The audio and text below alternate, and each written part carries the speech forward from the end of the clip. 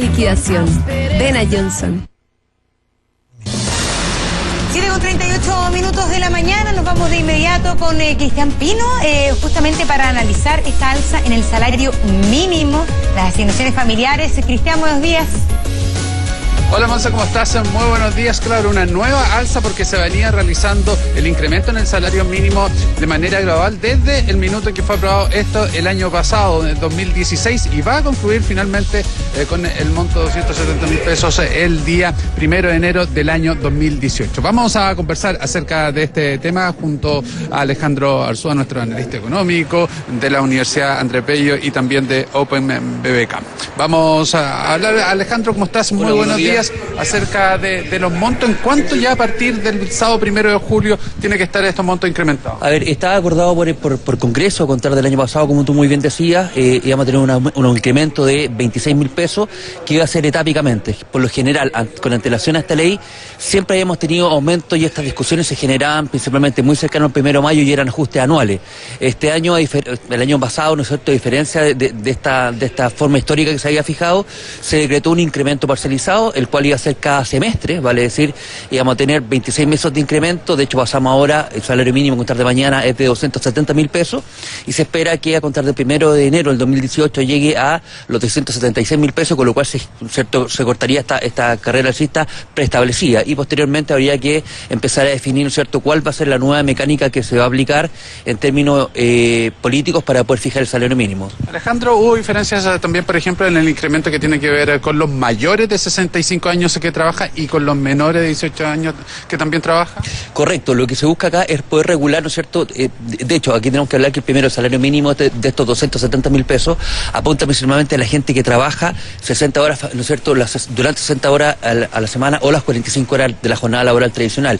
Y efectivamente hay un incremento también a la gente que mayor de 65 años o menor de 18 años, que tiene un incremento en torno a los 211.000 pesos. Y también hay modificaciones en las asignaciones familiares, que son, ¿no es cierto?, los subsidios que entrega el Estado para, ¿no es cierto?, las diferentes cargas que también van teniendo un monto.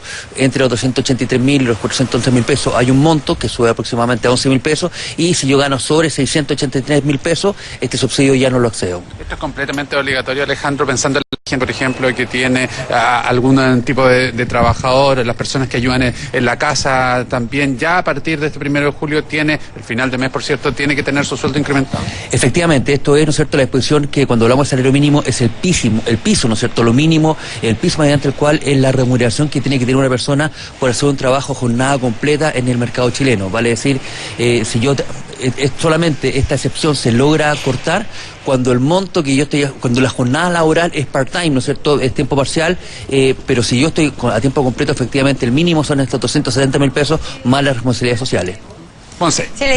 Justamente cuando uno ve el monto del nuevo salario mínimo, 270.000 pesos, a ojos vistas, uno se da cuenta que vaya que es difícil finalmente sostener a una familia con este salario. Hoy están planteando, por ejemplo, algunos candidatos, específicamente los candidatos del Frente Amplio, que el salario mínimo debiera tener una alza sustantiva, 400.000 pesos es lo que se plantea. ¿Es eso posible? ¿Chile podría estar cerca de un salario mínimo de este monto? ¿Y por qué siempre desde el mundo de la economía se critica tanto una alza, la verdad, que importante del salario mínimo? A ver, la verdad que hoy día, como está la situación económica en Chile, es un poco complejo pensar un incremento de esta naturaleza. Hay que pensar que si yo hiciera un incremento muy brusco del salario mínimo, las personas más vulnerables de la población son las que efectivamente acceden a este tipo de crédito. Como tú muy bien decías, se hace muy difícil pensar, ¿no es cierto?, muchas veces en lograr subsistir con este salario, pero tenemos que pensar que en Chile aproximadamente el 80% de la fuerza laboral chilena está constituida por pequeñas y medianas empresas, por las pymes.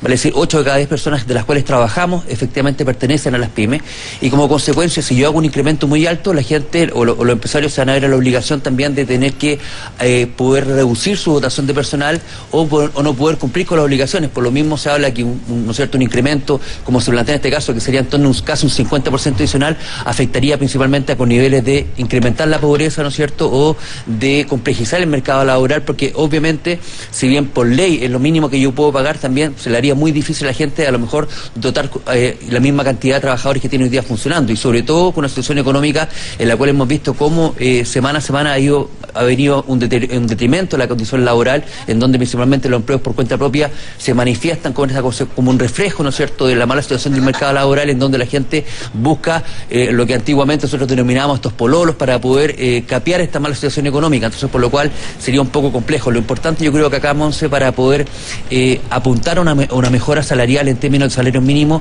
deberíamos también poner un foco en la productividad, vale decir, de qué manera nos transformamos en trabajadores más productivos y como consecuencia de eso, ¿no es cierto?, seamos capaces de entregar mejores condiciones salariales. Sin duda, ¿no es cierto?, una aspiración de todos, pero tiene que ser una aspiración responsable que nos permita también una economía que no se vea afectada, y la gente afectada, cuando hay un incremento muy brusco que a la larga tendríamos que renunciar a puestos de trabajo, significaría a la gente más vulnerable.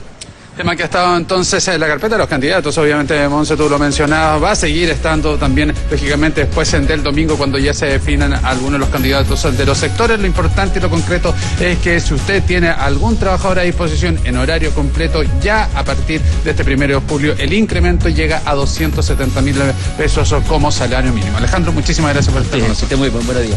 Gracias, Cristian. Buenos días.